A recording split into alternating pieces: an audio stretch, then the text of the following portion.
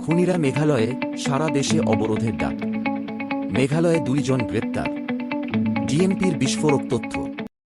ইনকিলাব মঞ্চের আহ্বায়ক শহীদ শরীফ ওসমান হাদি হত্যাকাণ্ডের তদন্তে এবার বেরিয়ে এল চাঞ্চল্যকর সব তথ্য।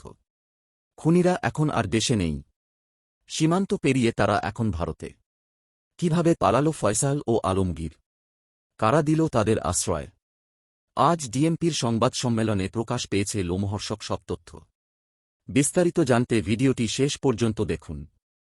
ডিএমপির অতিরিক্ত কমিশনার এস.এন. নজরুল ইসলাম জানিয়েছেন, হাদি হত্যাকাণ্ডটি ছিল একটি সুপরিকল্পিত রাজনৈতিক কিলিং।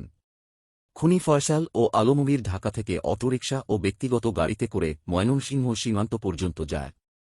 সেখানে ফিলিপ পাল ও সঞ্জয় নামের ২ পাচারকারীর সহায়তায় তারা অবৈধভাবে ভারতের মেঘালয় রাজ্যে প্রবেশ করে।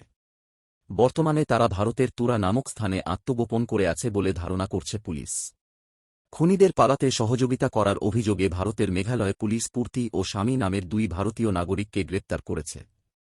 ডিএমপি জানিয়েছে, ফিলিপ পাল খুনিদের নিয়ে পূর্তির কাছে পৌঁছে দেয় এবং স্বামী নামের এক ব্যক্তির গাড়িতে করে তারা সেখান থেকে সটকে পড়ে।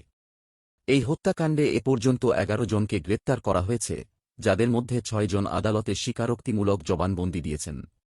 তদন্তে জানা গেছে, ইনকিলাব মঞ্চের মুখপাত্র শহীদ হাদি আসন্ন নির্বাচনে ঢাকা ৮ আসনের সম্ভাব্য প্রার্থী ছিলেন।